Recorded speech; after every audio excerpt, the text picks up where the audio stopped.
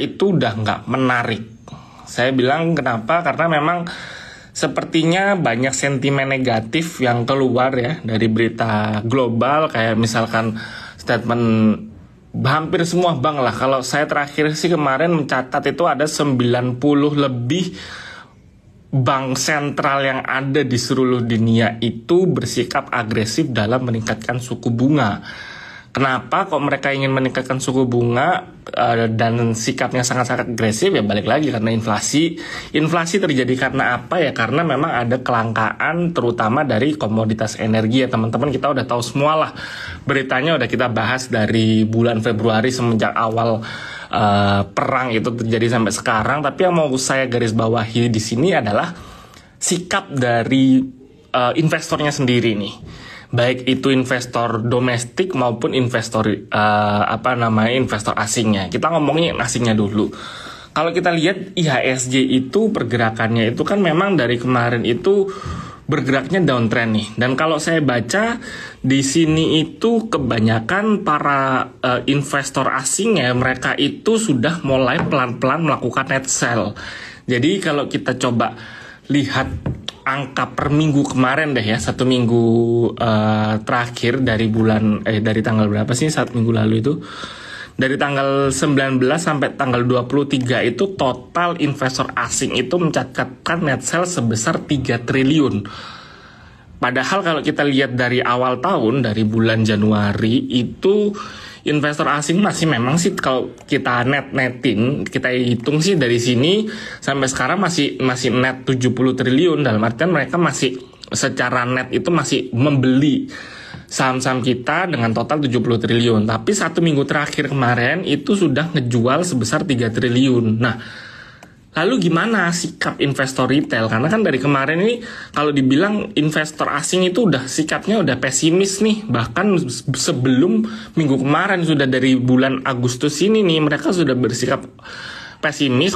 Kan kalau kita lihat di awal-awal bulan Agustus ini, kalau teman-teman ingat ya, kita kan banyaknya tradingan itu saham-saham komoditas. Kayak misalkan kalau teman-teman ngikutin live kita itu pasti ngomongin kalau nggak Bumi, Adaro, ITMG, atau yang small mid-capnya Dewa, terus Raja, terus banyak lah saham-saham komoditas lainnya. Itu yang dari kemarin kita tradingin, yang dari kemarin kita anggap masih layak untuk kita investasikan gitu, dengan story-story yang macam-macam gitu. Nah, lalu kemana nih orang-orang yang selama dari bulan Agustus sampai September yang ngekerek market naik ini, kemana orangnya? Kok tiba-tiba begitu investor asingnya net sell kok diem aja investor retail ini? Kan sekarang jadi pertanyaan nih.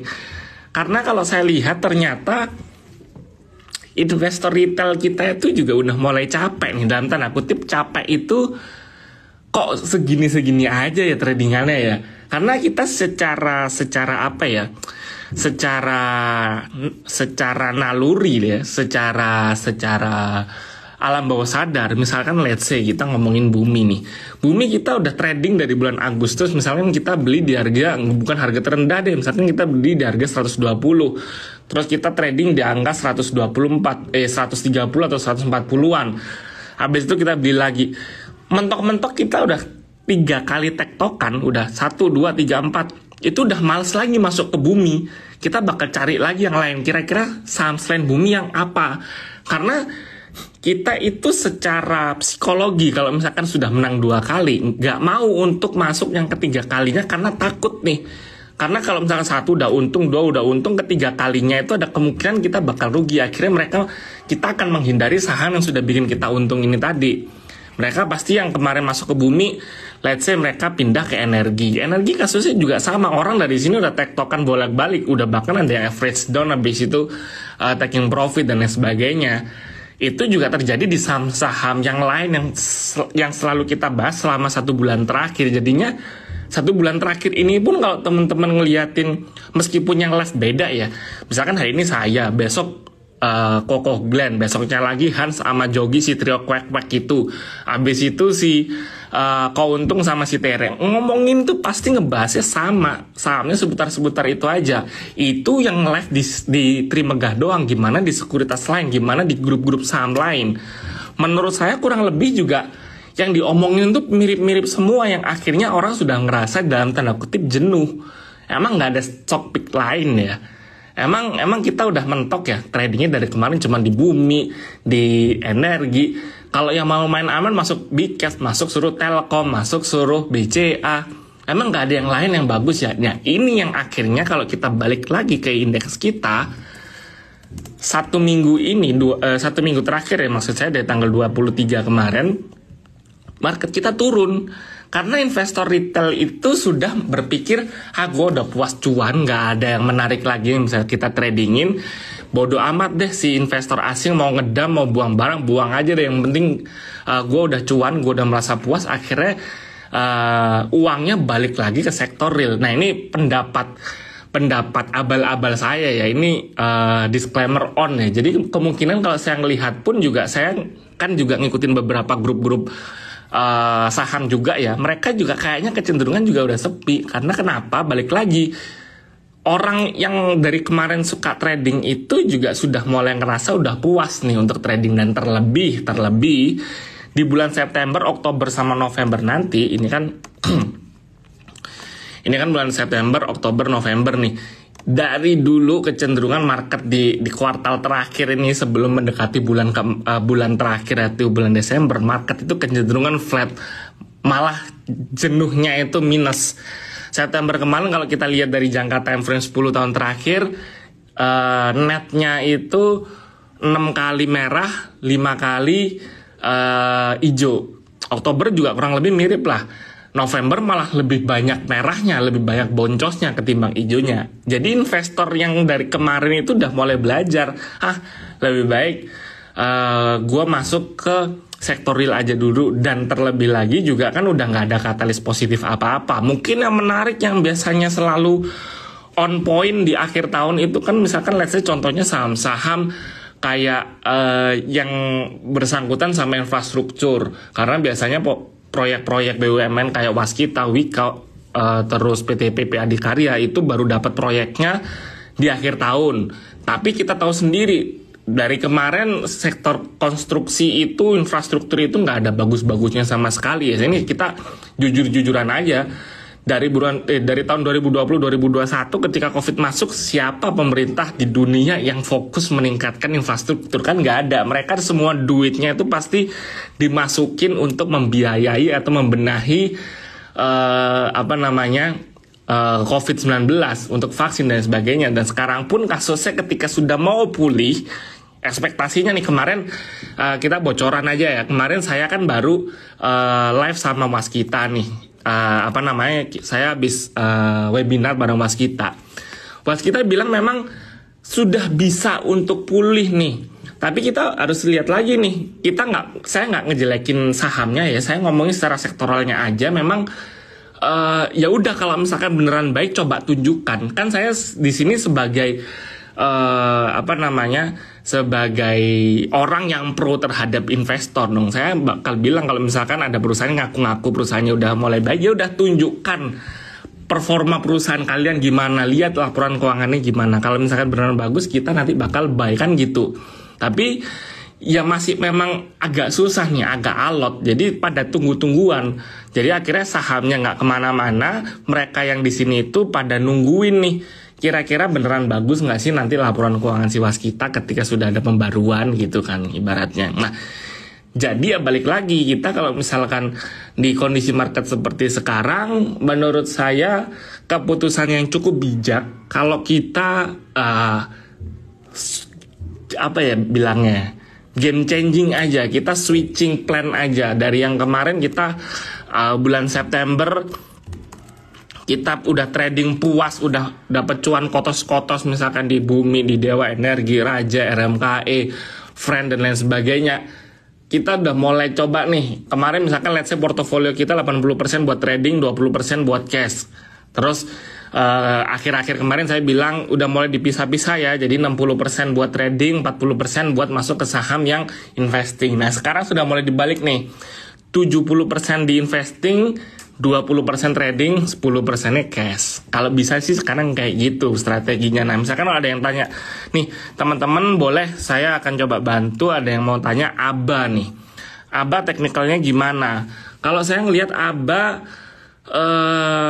ini kita ngomongin saham small mid caps ya sekarang ya. Saham small mid caps dari kemarin tadi saya mention bahwa investor tuh udah agak dalam tanda kutip agak capek untuk trading. Akhirnya ya memang pergerakan ABA ini secara teknikal bagus, tapi kita harus lihat nih secara volumenya itu belum banyak yang masuk. Makanya dia pergerakannya itu kalau teman-teman lihat satu hari ini candle shadow candle-nya, teman-teman tahu shadow candle kan, dimana yang garisnya doang nih, bukan yang tebelnya, garisnya ini sering banyak nih. Ini menandakan biasanya apa? Biasanya itu sahamnya itu ini apa ya bilangnya enaknya? Ya ada market maker-nya lah, karena pasti fluktuasi harganya itu dijaga gitu. Jadi kalau misalkan di teman-teman tanya apakah ABA bagus? Secara teknikal bagus karena dia baru aja rebound, tapi di kondisi seperti sekarang mungkin nggak ada salahnya buat teman-teman untuk lebih berhati-hati. Tapi kalau misalkan balik lagi nih, kalau misalkan saya ngelihat secara apa ya, secara kasat mata, ini saya bisa gambarkan ini namanya itu bentar. Saya pakai gambar asal-asal aja ya di sini ya. Nah, ini itu dia bisa berpotensi ngebentuk inverse head and shoulders kalau misalkan si ABA ini berhasil menyentuh angka 238 kalau tembus ya. Nah, ini tuh cukup solid inverse head and shoulders-nya. Kenapa? Karena dia dari downtrend, ada pattern kayak gini, dia bisa berbalik arah. Tapi ingat lagi, saham ini secara volume kecil. Jadi kalau misalkan teman-teman masuk, kalau bisa nggak usah banyak-banyak, karena takutnya kalau misalkan nyangkut malah rugi yang ada gitu. Tapi kalau misalkan mau trading jangka pendek harus berani cut loss sih kalau saya bilang gitu. Doit Bumi, nah kan tadi saya bilang kan di awal, teman-teman tuh pasti banyak investor retail tuh banyak yang trading saham-saham komoditas karena memang terutama batu bara ya. Batu bara ini bisa dikatakan sebagai tempat berlindung, tempat bersembunyinya kita investor retail karena ngelihat kondisi makro tuh udah nggak ada yang bagus. Jadi inflasi udah tinggi, subsidi BBM udah naik, potensi resesi di tahun depan. Jadi faktor-faktor makronya tuh sangat-sangat jelek. Tapi kalau kita ngelihat secara sektor batu baranya, harga batu bara pasti naik kok. Ya udah kita tradingnya di sini aja gitu. Nah, kalau kita lihat dari Doit-nya sendiri gimana? Kalau Doit laporan keuangan, saya ngomongin dikit fundamental ya. Doit laporan keuangan sih belum keluar. Jadi saya cuma bisa lihat analisis secara teknikal aja. Tapi hari ini dia itu jelek karena dia udah ngejebol supportnya di angka 404. Hari ini Doit tutupan di 398. Saya sih asumsikan Doit ini masih bisa turun. Kalau misalkan teman-teman belum punya, bisa coba tampung di bawah aja. Kalau misalkan mau average down ya di angka 360 lah. 360 sampai 370 tuh kalau mau average down nggak apa-apa. Terus ada lagi yang nanya United Tractor. Tadi udah kita bahas Doit, sekarang United Tractor-nya. United Tractor ini untuk laporannya yang terbaru di bulan 8, di bulan Agustus itu kan ini aslinya nggak begitu oke menurut saya. Yang bagus itu penjualan heavy equipment-nya bagus, naik, angkanya naik, hampir achieve target. Padahal sekarang masih ini laporan terakhir, laporan bulan 8 bulan Agustus itu targetnya itu 5 berapa itu pokoknya sekarang udah 400-an, udah mau achieve lah 400 sama 4000 ya, saya agak lupa. Tapi yang lainnya gimana nih? Untuk batu baranya lumayan oke, tapi angkanya flat untuk pengerukan batu baranya. Emasnya juga malah turun. Jadi all in all bagusnya United Tractor itu cuman dari si penjualan heavy equipment-nya aja. Nah, makanya kalau kita lihat memang pergerakannya si United Tractor kecenderungan bergeraknya sideways, ranging-nya pun juga jangka panjang. Dan hari ini kalau saya lihat sih apakah dia bakal turun, apakah dia bakal sampai ke bawah 32.000? Menurut saya untuk dalam waktu dekat enggak. Tapi malah saya ngelihatnya dia masih bisa bergerak rangingnya di berapa? Kalau ditanya, saya sih bilang mungkin di angka 33.000 sampai 35.000-an itu area rangingnya untuk si United Tractor gitu. MDKA sama Adaro. Boleh. MDKA dulu ya. MDKA juga wah. Nah, ini nih. Saya tadi beberapa kali ngelihat saham batu bara ya. Kok candlenya mirip semua. Candlenya saya lihat saham batu bara ini berarti orang-orang sudah mulai capek nih untuk trading. Nggak batu bara doang ya, komoditas juga. Ini kan MDKA itu copper sama gold ya. Itu untuk orang-orang yang dari kemarin suka trading komoditas kayaknya udah capek nih ngelihat fundamentalnya juga nggak ada perubahan, secara taktikal juga gitu-gitu aja. Akhirnya mereka pada ngebuang sahamnya semua. Nah, ini menurut saya posisi downtrend di saham komoditas ini bakal masih berlanjut sih. Jadi kalau teman-teman mau coba average down, lebih baik cicilnya pelan-pelan aja.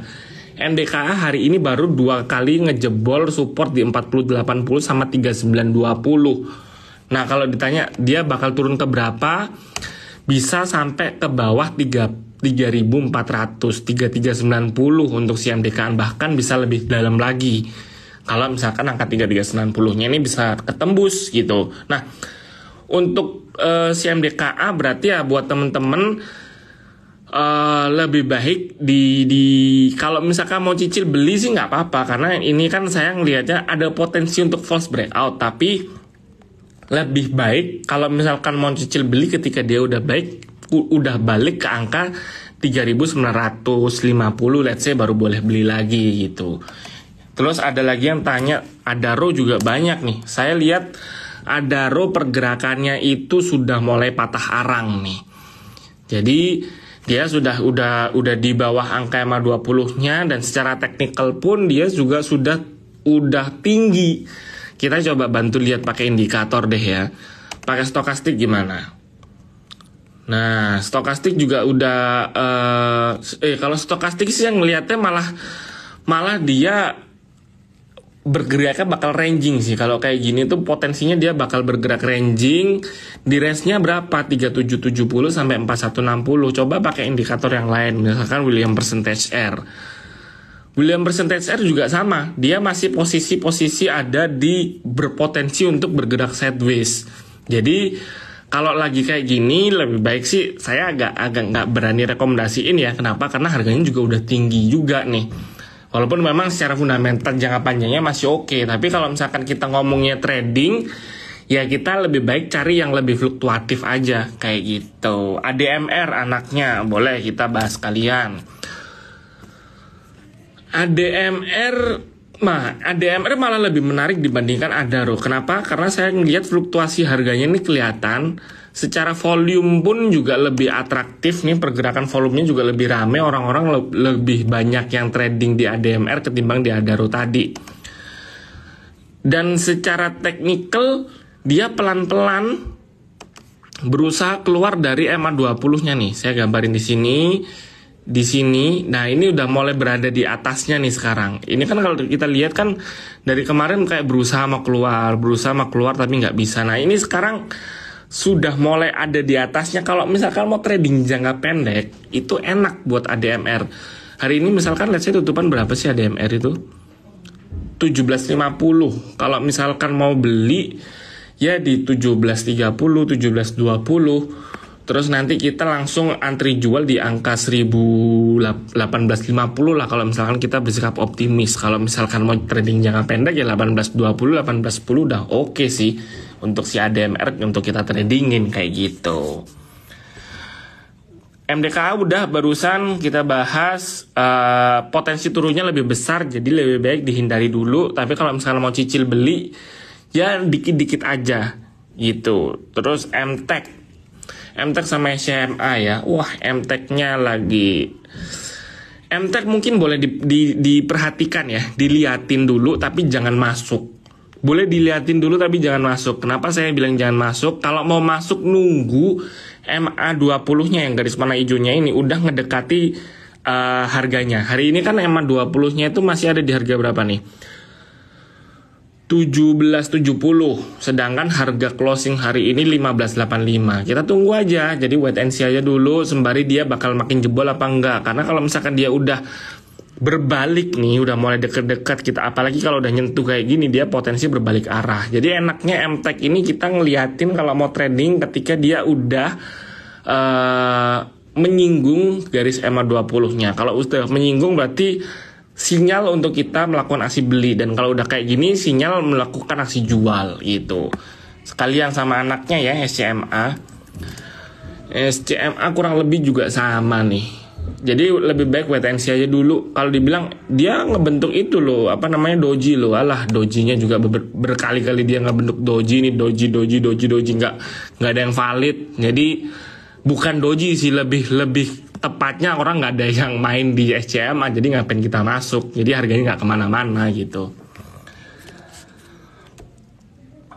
MTech tunggu seminggu sebelum ya boleh ditunggu seminggu aja, kita wait and see aja dulu. Terus Saratoga kita tadi berikan rekomendasi buy karena kita ngelihatnya harusnya masih cukup menarik, tapi kayaknya rekomendasi kita blunder sih. Kenapa saya bilang blunder? Karena kita hari ini ekspektasinya dia bakal naik Saratoga itu, karena kemarin itu kan dia tutupan tuh persis di angka di MA20-nya ya, di garis MA20-nya tutupannya itu di 2830, tapi hari ini malah turun 2%. Jadi kalau misalkan tadi ngikutin rekomendasi banyak Trimegah yang terima ideas untuk beli Saratoga, kalau misalkan besok ternyata makin turun di bawah 2760, lebih baik kita sell off dulu, kita cut loss dulu, karena takutnya si Saratoga ini berbalik arah. Karena tadi pagi kita berikan rekomendasi buy itu dengan ekspektasi dia bisa bergerak rebound dari supportnya sih. Kalau misalkan hari ini ternyata dia malah turun, ya lebih baik kita hindari dulu. Jadi mohon maaf kalau yang ngikutin rekomendasi kita, ya namanya juga manusia, pasti ada salahnya ya. Raja juga kalau saya lihat itu udah banyak investor retail nih yang masuk nih. Jadi kayaknya bandarnya ya, kita ngomongnya bahasa kerennya, market makernya lagi ngeliatin dulu nih, jadi nggak bakal gerak lama.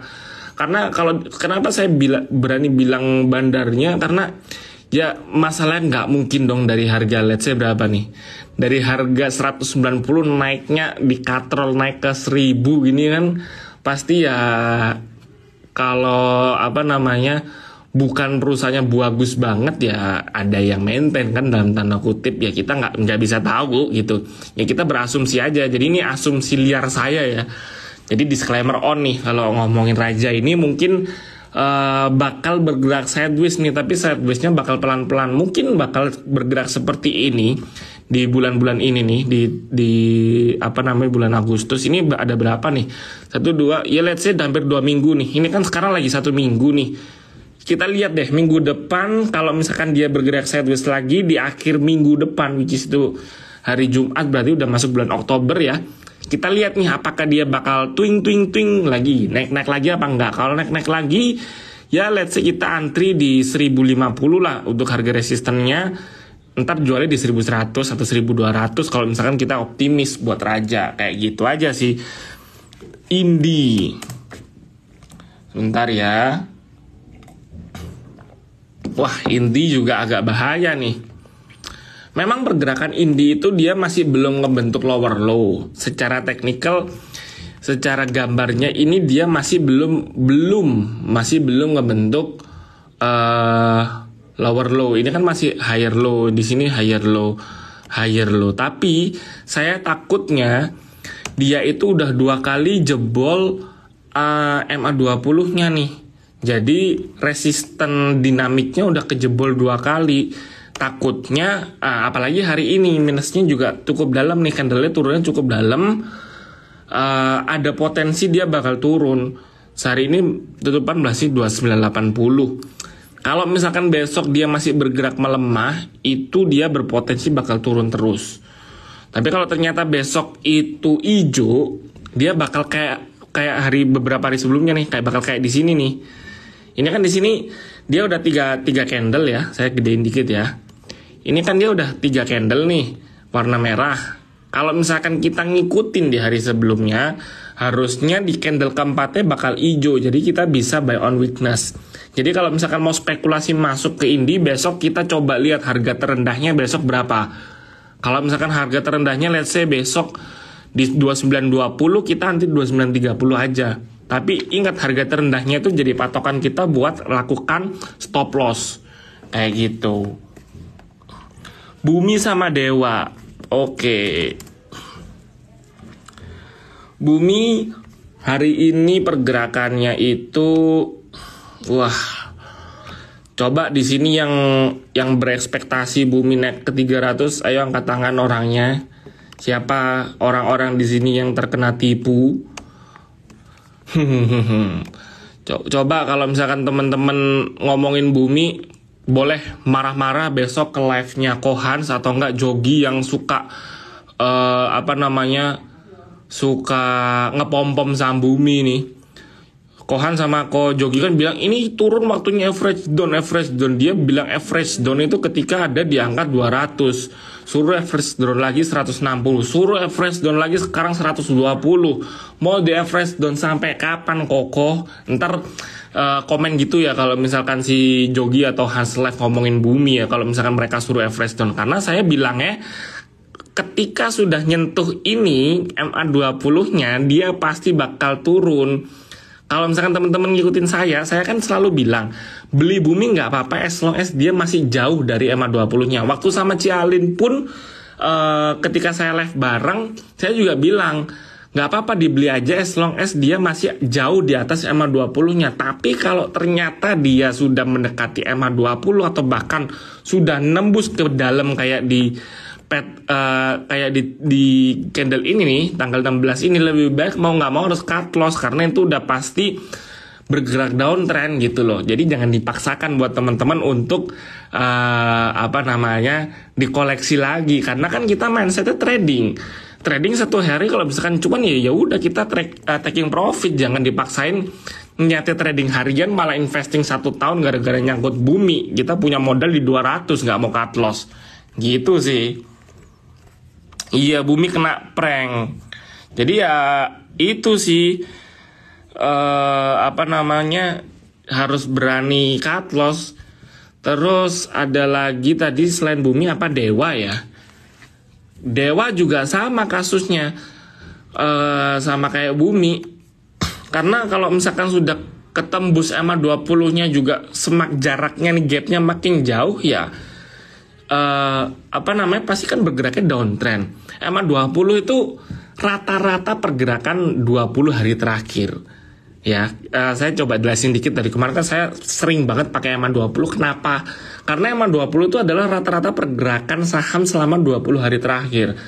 Let's say, kalau misalkan harga hari ini itu lebih rendah daripada rata-rata 20 hari terakhir dan jaraknya pun juga jauh, berarti kan performa saham di hari ini tuh lebih jelek dibandingkan rata-rata 20 hari terakhirnya. Kalau ternyata dia ada di atas kayak misalkan di sini nih, berarti dia diasumsikan performanya itu lebih bagus. Nah, kalau ternyata performanya lebih jelek, ngapain kita beli gitu kan? Gampangnya kan gitu. Simpelnya kan gitu. Ngapain kita beli saham yang performanya itu jauh lebih jelek dibandingkan dengan rata-rata 20 hari terakhirnya, kayak gitu sih. Ada yang nanya Antam. Nah, Antam nih saya dari kemarin saya kasih satu kunci untuk trading Antam, Inco sama Tins.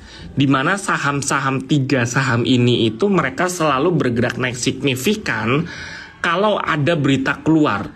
Nah, beritanya Antam, Tins, Inco ini kan dari kemarin kalau teman-teman perhatikan itu kalau misalkan ngomongin electric vehicle beritanya keluar terus pasti dibilangnya di beritanya ya, dibilangnya demand batubara pasti bakal naik di tahun ini atau enggak tahun depan, atau misalkan ada kerjasama antara perusahaan si Antam, Tins, Inco dengan perusahaan let's say perusahaan China atau perusahaan Tesla, itu pasti harga sahamnya naik. Tapi itu cuma 1-2 hari aja. Kayak di sini nih, ini saya inget banget itu ceritanya yang bilang di bulan Juli sama apa ya, saya agak lupa sih. Pokok di sini sama di sini kalau nggak salah, itu ada yang bilang bahwa Antam kerjasama sama perusahaan China yang nge-supply baterai di Tesla. Itu harga sahamnya naik tapi buat trading jangka pendek doang. Habis itu melempem, habis itu nggak kemana-mana. Nah sekarang kasusnya sama. Ketika Antam nggak ada story, ya udah kita nggak usah masuk dulu. Masuknya tuh ketika udah ada berita nih, misalkan 1-2 hari keluar, teman-teman kalau misalkan ngeliatin, ya gampangnya liatin, search aja deh berita Antam. Kayak misalkan ini nih, saya kasih contekan ya, kita search Antam gitu, langsung masuk ke news. Ada berita terbaru kak? Kalau nggak ada, kalau misalkan beritanya dari investasi kontan atau investor daily cuman ngomongin secara teknikalnya doang, ya berarti nggak ada berita baru. Dan ya pasti harga sahamnya gitu-gitu aja gitu loh. Kita tunggu aja kalau misalkan ada berita baru boleh masuk gitu sih. Breeze, ini orang yang nanya Breeze kayaknya adalah orang yang belum bisa move on nih. Karena kalau saya bilang Breeze itu saham yang nggak ada orang yang masuk loh bro. Jadi ngapain kita masuk? Kenapa saya bilang nggak ada yang masuk? Lihat ya, secara teknikalnya harga sahamnya itu nggak kemana-mana. Rata-rata pergerakannya itu cuman nggak sampai 1% loh. Cuman maksimal 0,9%, 0,6% turunnya. Naiknya baru 1 hari. Tapi habis itu turunnya 3 hari, 4 hari. Lihat ya, kita lihat deh dari bulan Agustus nih. Ijonya 2 hari, tapi merahnya pelan-pelan. Ini ijonya 2 hari, merahnya banyak. Ijonya sehari, merahnya banyak. Ijonya sehari, merahnya banyak. Ijo 2 hari, merahnya pasti bakal banyak lagi. Secara volume juga nggak ada. Jadi buat apa kita masuk? Maksudnya gimana sih ijonya banyak, merahnya banyak, ijonya sedikit, merahnya banyak? Berarti 1 hari doang dia mencatatkan angka yang positif. Jadi let's say 1 hari nih kita beli, misalkan contoh nih yang tanggal 23, kita beli di harga terendahnya deh. Di angka lowesnya 1535, kita berhasil jual let's say di angka 1570 atau 1580. Besoknya itu nggak bakal keulang lagi. Jadi kalau misalkan kita beli hari ini dan besoknya belum cuan, udah pasti bakal kayak ini. Dalam artian pasti candle-nya bakal merah-merah terus. Jadi yang ada kita tersiksa gitu loh. Gitu sih kalau misalkan mau trading Breeze agak susah, kita harus ngeliatin volume harian, yang kita harus ngeliat day to day-nya bakal gimana, kayak gitu. Kalau kita untuk swing trading atau let's say kita trading 1 mingguan atau 3 harian itu nggak bisa buat Breeze. Breeze itu benar-benar harus 1 hari. Jadi pagi masuk, besok keluar, pagi masuk, sore keluar, kayak gitu. Nah, kalau misalkan teman-teman bisa, teman-teman jago scalping nggak apa-apa, pantengin aja harga bid offernya, kita ngeliatin volumenya. Tapi kalau nggak bisa, nggak usah masuk, karena yang ada kita bakal nyangkut, saya pastikan itu. Panin dan AGII. Panin itu lagi banyak story ya, story itu banyak banget. Terlebih sih anak usahanya yang PNBN ya. Paninvest itu kan holdingnya, grupnya. Paninvest itu punya anak PNBN, punya anak PNLF, punya anak Panin Sekuritas itu apa ya? PANS. Nah, si anak-anaknya ini dikabarkan mau dibeli, terutama si Paninbanknya ya. Paninbanknya itu kemarin dibilang mau dibeli sama perusahaan Jepang, si Sumitomo, tapi ditepis, belum jelas. Terus si MUFG, Mitsubishi, itu juga dibilangnya mau ngebeli si PNBN ini, tapi bahkan bilangnya kedua perusahaan ini lagi ngurusin due diligence-nya, lagi ya gampangnya lagi cross check lah perusahaan ini beneran sehat apa enggak si PNBN-nya. Tapi si grupnya Panin sendiri kasih statement bahwa enggak kok, belum tentu dibeli kok. Nah, kok malah si grup, si Paninnya, si induknya, si Peninnya ini, PNIN-nya ini yang naik? Karena ya kalau si PNIN ini dia bisa ngejual PNBN, dia kan dapat cash banyak. Dia dapat cash besar, ya dia bisa melakukan untuk apapun. Maksudnya buat ekspansi bisnis, buat nyekolahin anaknya ke Eropa, kan kalau punya duit bebas mau diapain. Nah sekarang kan masalahnya duitnya belum didapat belum tentu dijual nih si PNBN-nya. Si MUFG-nya juga belum tentu ngebeli. Jadi ya masih ambigu gitu loh. Ya mungkin kalau misalkan udah kayak gini kan berarti let's say berita ini tuh kalau nggak salah dari kapan ya? Dari harga-harga di sini nih. Kalau saya bahkan sebelum ini yang di sini itu waktu sebelum MUFG si Sumitomo. Pokok kan ada 2 perusahaan Jepang nih yang mau beli, yang kedua tuh si MUFG. Yang pertama saya agak lupa namanya apa. Itu bilangnya tuh mau beli di awal tahun nih, makanya dia ke Katrol naik, abis itu store-nya hilang. story-nya hilang. Maaf teman-teman, story-nya hilang, habis itu MUFG mau beli, akhirnya naik lagi, ini ke blow up lagi. Nah, kalau udah kayak gini, kalau misalkan beneran nih ada yang mau ngebeli, apakah naik? Pertanyaan kan gitu. Misalkan oke, beneran, let's say di bulan Oktober nanti deal MUFG mau ngebeli si Panin, menurut saya dia nggak bakal naik, menurut saya dia pasti bakal turun. Kenapa? Karena orang yang spekulasi masuk itu udah dari awal tahun tuh udah banyak. Udah dari sini nih. Kalau teman-teman lihat volumenya tuh tiba-tiba ke katrol naik lagi pelan-pelan. Jadi orang pada spekulasi beli semua dengan isu yang nggak jelas. Jadi ketika berita keluar, beritanya dijadikan buat bahan jualan. Jadi sell on news. Nah kalau udah kayak gini, teman-teman harus mulai hati-hati nih. Buat trading masih nggak apa-apa, masih bagus, masih enak. Secara volume juga masih gede kok.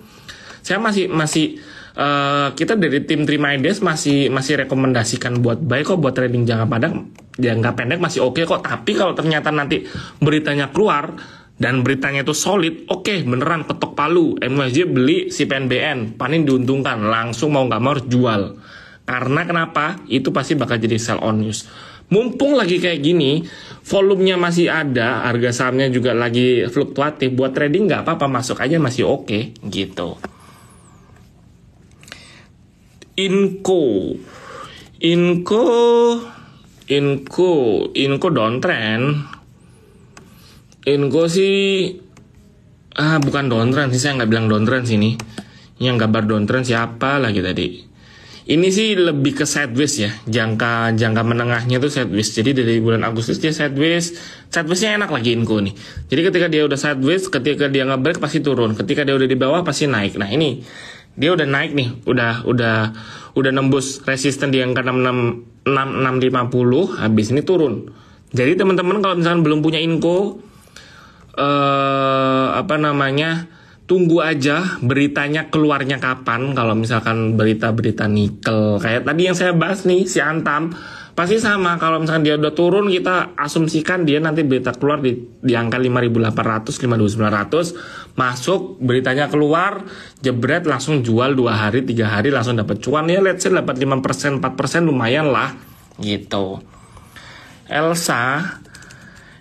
Nusa lagi jelek teman-teman. El Nusa lagi kurang menarik buat ditradingin karena dia udah bergerak turun, jangka pendeknya udah downtrend, kan dia naiknya pelan nih. Ini nih yang nggak enaknya di sini nih, naiknya pelan stabil nggak berasa, tapi begitu turun langsung berasa.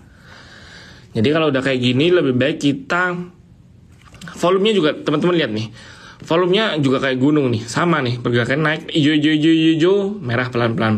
Abis itu saya yakin dia bakal ranging dulu. Ya let's say di bawah 300-an deh. Ini kan hari ini tutupan di angka 304 ya. Mungkin di 280, 290 dia bakal sideways. Kalau teman-teman mau kuat nahan nggak apa-apa, beli aja, dicicil, beli dikit-dikit di angka 290, 280. Nanti kita asumsikan dia bisa rebound lagi. Karena nanti batas supportnya Elsa itu kalau misalkan dia jebol di bawah 280 harus mau nggak mau harus di stop loss gitu. RMKI tadi belum dibahas ya. Wah, RMKI udah sepi nih teman-teman. RMKI udah sepi, nggak kayak beberapa hari terakhir. Jadi lebih baik dihindari dulu. Kalau yang belum masuk lebih baik dihindari. Kalau yang punya, misalkan saya udah punya Mas Haji di atas 1000 lah, saya udah dibeli di angka 1050 waktu di sini saya beli. Apakah saya harus average down atau misalkan harus stop loss atau cut loss? Ini kita lihat ya. Dia sideways-nya tuh berapa lama? Sideways-nya itu bisa hampir sebulan loh. Dan ini kan baru masuk. Ya let's say dia bakal berpotensi gerak lagi. Sekarang bulan apa sih? Tanggal 28 ya. Let's say si RMKE itu kalau misalkan saya ngelihat dari ini kan hampir 1 bulan ya. Mungkin dia bakal gerak lagi di pertengahan bulan Oktober, baru dia bisa bergerak naik lagi atau bergerak turun lagi. Jadi kalau misalkan mau nyangkut, mau average down lebih baik kita tunggu ketika dia udah beneran gerak aja. Jangan average down ketika dia lagi mandek. Karena kenapa? Kita asumsikan uang kita terbatas nih. Kita misalkan udah keluar 50%, beli di harga 1050 uang kita, dana kita. Kita punya sisa 50% lagi, ketimbang kita average down di harga sekarang, ya nggak apa-apa, kan harganya jadi turun. Tapi kan kita nanti nunggu sampai pertengahan bulan Oktober ketika let's say nanti harganya beneran naik, kita nggak ngapa-ngapain. Harusnya ya at least 50% ini mending kita putar ke saham yang lain yang bisa kita bikin cuan, baru nanti di bulan pertengahan Oktober kita udah dapat cuan, baru ketika RMKI-nya beneran push naik lagi, baru kita average down dan langsung keluar kayak gitu. Karya, saham apa nih? Bangun Karya Perkasa. Oh, baru IPO ya. Karena baru IPO, saya tidak bisa beri rekomendasi karena takutnya masih banyak orang yang berkepentingan. Ya teman-teman tahu sendiri lah, orang saham-saham IPO itu pasti manajemen, fund manager, terus sepupu, saudara dari perusahaan yang memiliki ini kan pasti dapat jatah. Dan itu banyak orang berkepentingan. Kita nggak tahu arahnya kemana, apakah dijual, apakah di hold, kita kan nggak bisa tahu. Karena kita investor retail yang ngikut market aja, sedangkan kita nggak bisa tahu berita di dalamnya tuh lagi diapain gitu loh. Jadi kalau dibilang naik, ya beneran naik, karena ya harga baru IPO gitu loh.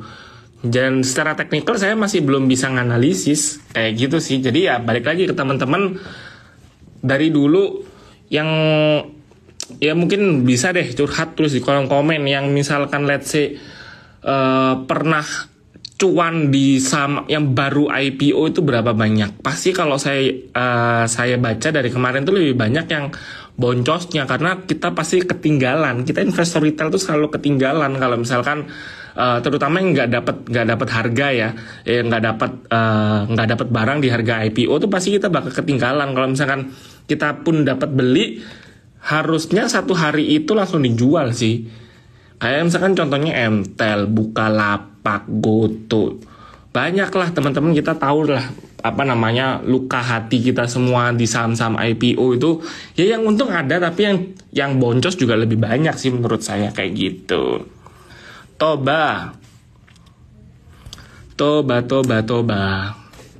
Wah, Toba ini orang-orang udah pada pesimis nih. Karena Toba itu saya ngelihat itu dari beberapa waktu terakhir itu orang banyak yang suka loh, banyak yang pada tradingin loh, karena ya story-nya electric vehicle ya, si motor listriknya si Toba itu sama yang si Goto. Tapi kan pada kenyataannya cuman yang kejual tuh masih ratusan loh. Which is itu nggak banyak dengan target yang diminta sama grupnya Toba sama Goto gitu. Akhirnya orang-orang ya kayaknya pada pesimis, cut loss dulu. Jadi kalau misalkan ditanya dia bakal turun ke berapa, mungkin bisa ke angka 715, 720 atau bahkan lebih di bawahnya. Kalau kita bersikap pesimis banget bisa ke bawah 700 bahkan. Hari ini Toba berapa sih? 755. Ya kalau misalkan teman-teman belum punya, lebih baik dihindari dulu. Mana kalau saya bilang tuh Indi itu, nah ini tadi saya bilang kan harusnya cukup oke kalau teman-teman mau betting gitu. SMGR. Wow, SMGR bagus nih. SMGR lagi kenceng-kencengnya. Tapi kok kita tim Trimedis nggak ada yang ngasih rekomendasi SMGR nih, gimana nih? Ya mungkin kita kelewat ya, karena kita dari kemarin fokusnya cuman di saham-saham batubara. Ya kalau misalkan SMGR teman-teman baru mau masuk, lebih baik tunggu dulu. Kenapa saya bilang? Karena dia itu ini nggak bisa dibilang double bottom sih, karena kalau double bottom itu kan harusnya downtrendnya lebih tinggi ya. Kalau ini kan dia cuman bergerak sideways aja namanya, bukan double bottom. Tapi kalau misalnya dibilang dia masih bergerak uptrend, tapi uptrendnya ini ketinggian nih, agak bahaya nih. Kalau uptrend ketinggian, dropnya tuh bisa pusing saya, bisa jatuhnya bisa dalam nih. Kalau misalkan naiknya kekencengan, pasti dropnya juga bisa parah banget. Jadi lebih baik kita, kalau yang belum punya, lebih baik kita nampung di harga bawah aja.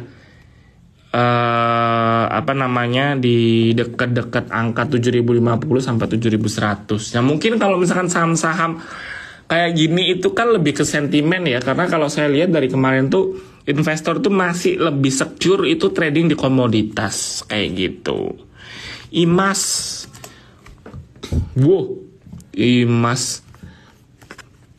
IMAS buat trading nih, orang-orang ada yang spekulasi nih kayaknya nih.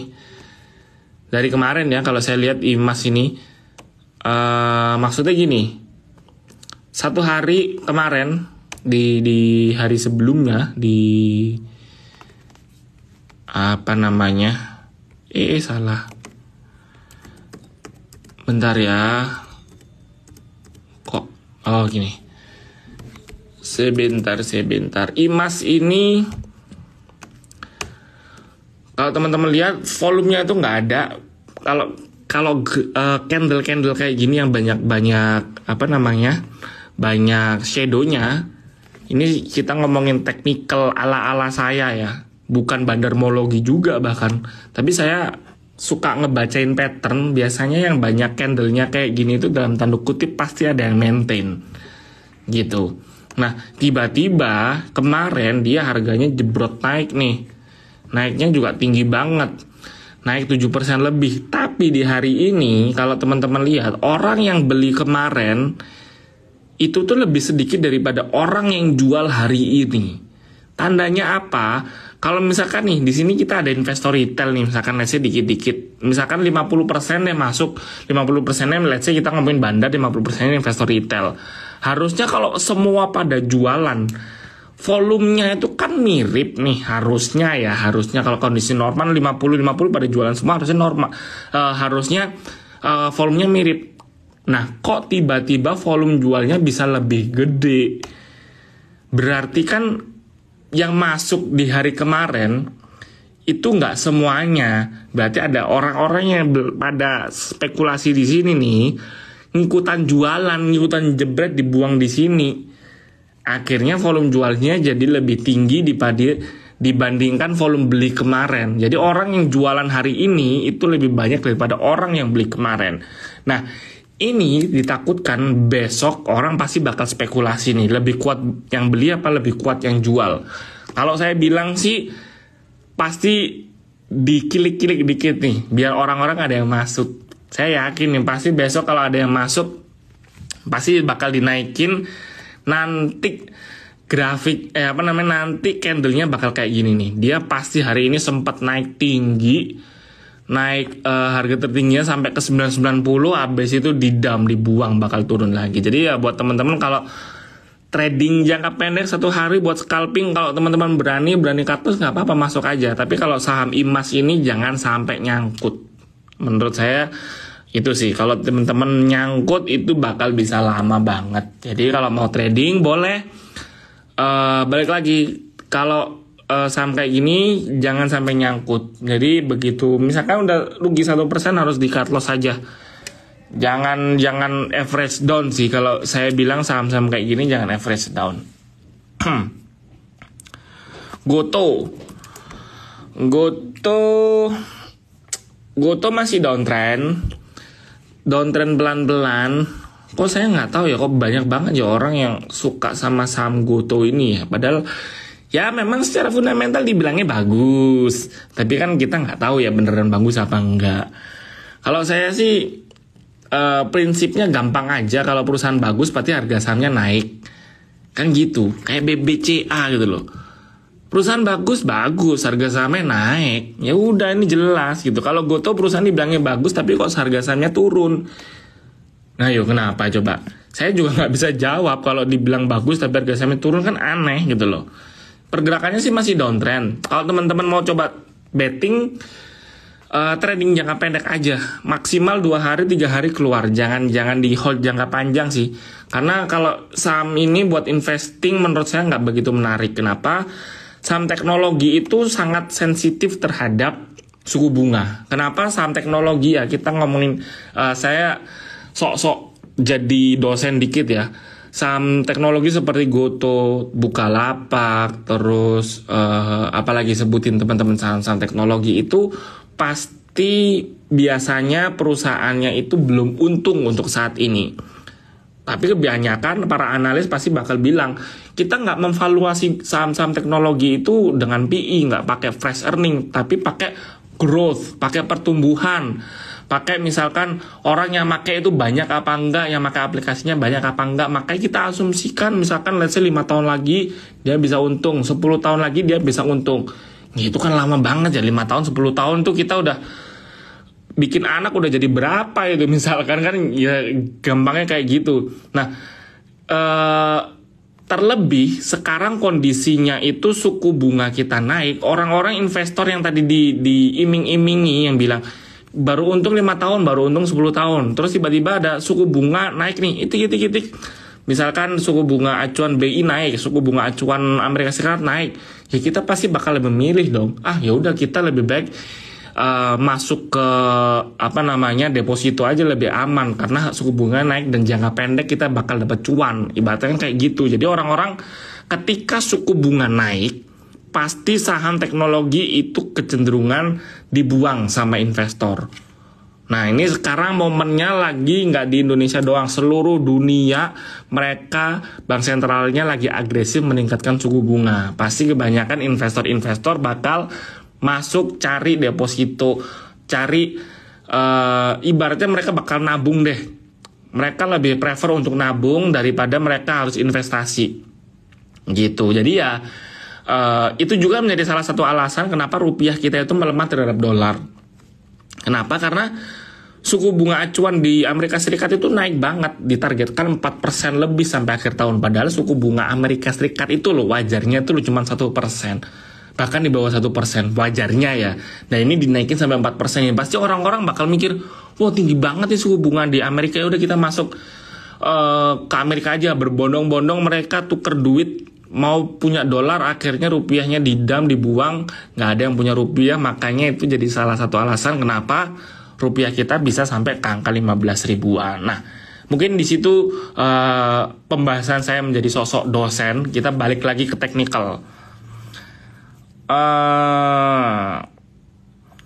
Gudang garam sama HMSP. Nah ini menarik nih. Gudang garam sama HMSP nih. Hari ini dia gudang garam, HMSP, WIM itu hari ini tiba-tiba kompak menguat, volume beli tinggi. Ada apa nih? Ada apa? Nah ini pasti banyak yang tanya nih. Apakah sudah baik? Apakah sudah baik? Saya bilang ini orang yang pada masuk di saham-saham ini, mereka itu para spekulasi yang berani banget.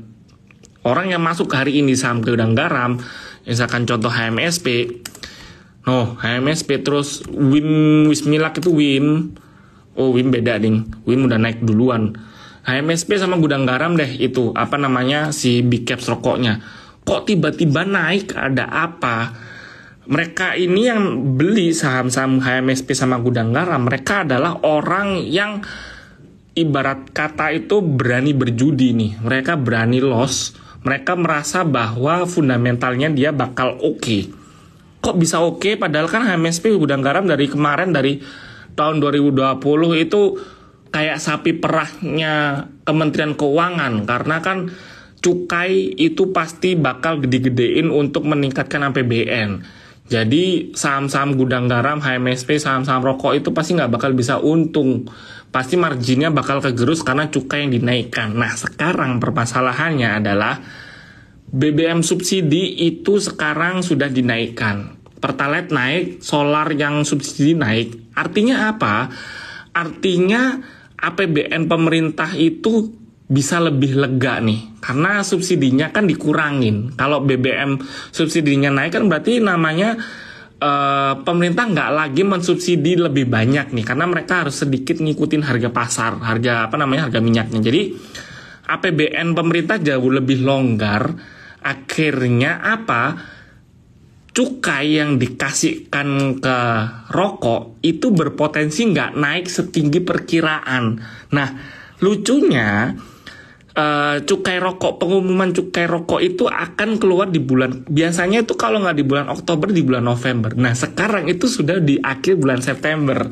Jadi orang yang hari ini pada beli saham kayak HMSP sama Gudang Garam, mereka itu adalah orang yang benar-benar spekulatif, bakal berekspektasi bahwa cukai rokok itu naiknya nggak bakal tinggi-tinggi banget, dan itu bisa meringankan si perusahaan-perusahaan rokok HMSP dan juga Gudang Garam. Nah kalau dibilang apakah bagus, saya sih bilang enggak. Untuk jangka panjang tetap pasti cukai itu pasti bakal disikat, bakal jadi susu perahnya, bakal jadi sapi perahnya Kementerian Keuangan buat cari duit, bakal dikedein cukainya. Tapi buat jangka pendek, swing trading, orang-orang yang melakukan swing trading itu pasti memanfaatkan momen-momen kayak gini. Jadi ya kita lihat aja nih, apakah beneran bagus apa enggak.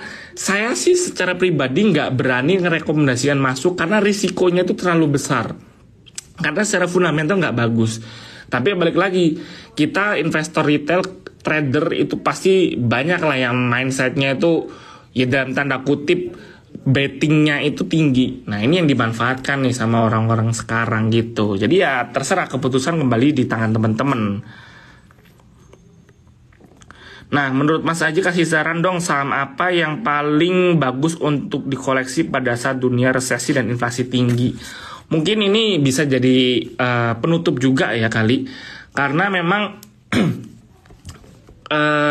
resesi yang sekarang yang bakal berpotensi terjadi ini agak unik, agak berbeda dengan yang lain-lain. Kalau misalkan pilihan aman ya masuk ke BCA, saham perbankan besar yang memang secara makronya juga tetap dipakai sama orang-orang. Kalau misalkan buat trading, saham-saham komoditas itu masih menjadi pilihan. Kayak misalkan tadi contohnya Indi itu masih oke dibanding Adaro. Orang-orang kalau saya lihat sih kecenderungan masih mungkin bergerak sideways, tapi ya harus jangka pendek banget kalau misalkan teman-teman mau trading. Lalu sektor-sektor lain nih yang mungkin orang-orang sudah mulai nggak banyak lihat, karena kalau misalnya kita ngomongin tahun 2023 konsumsi masyarakat naik. Nah kita dari Trimegah itu sempat blunder loh. Kalau teman-teman perhatiin bisa nyalahin kita di awal tahun ya, di bulan apa ya, di bulan Maret April kalau nggak salah, kita itu getol banget bilang bahwa konsumsi masyarakat di tahun ini bakal pulih karena ada pemulihan ekonomi dan lalalalili. Tapi ternyata pada kenyataannya pemulihan ekonomi itu tidak berjalan sebaik itu, dan akhirnya konsumsi masyarakat kita itu belum balik sampai ke pre-COVID kemarin. Jadi belum naik, ya mungkin bilang udah naik tapi belum sampai ke angka yang tertingginya. Nah ini akhirnya juga kita kasih rekomendasi agak salah, makanya kita kita switching aja ke sektor komoditas. Di tahun 2023 kita balik lagi nih, Trimegah kayaknya bakal ngelirik saham konsumsi itu masih oke. Consumer goods itu berpotensi karena yang pertama adalah pasti tahun 2023 itu tahunnya politik, di mana pasti konsumsi akan dinaikkan kayak gitu. Nah jadi menurut saya itu masih oke, perbankan besar masih oke, konsumsi mulai diperhatikan tapi jangan terlalu agresif masuk. Dan yang terakhir mungkin sektor telekomunikasi kali ya. Telkom saya suka sih karena fundamentalnya dia itu sangat-sangat bagus. Ekspansi bisnis dia sekarang itu udah lagi bukan jadi defensive stock. Telkom ini dia mau berubah menjadi growth stock, jadi saham yang bertumbuh. Menurut saya ini cukup oke buat kita untuk investasikan sih untuk menghadapi inflasi ya gitu. Nah mungkin malam hari ini kita sampai sini aja karena juga, nah kalau teman-teman lihat tadi waktu awal sesi saya masih terang benderang, sekarang udah gelap karena udah diusir, karena saya hari ini live-nya di kantor udah diusir. Jadi sampai jumpa semuanya. Kita ketemu lagi. Ada Kohan sih. Kita ketemu lagi di waktu yang lain ya.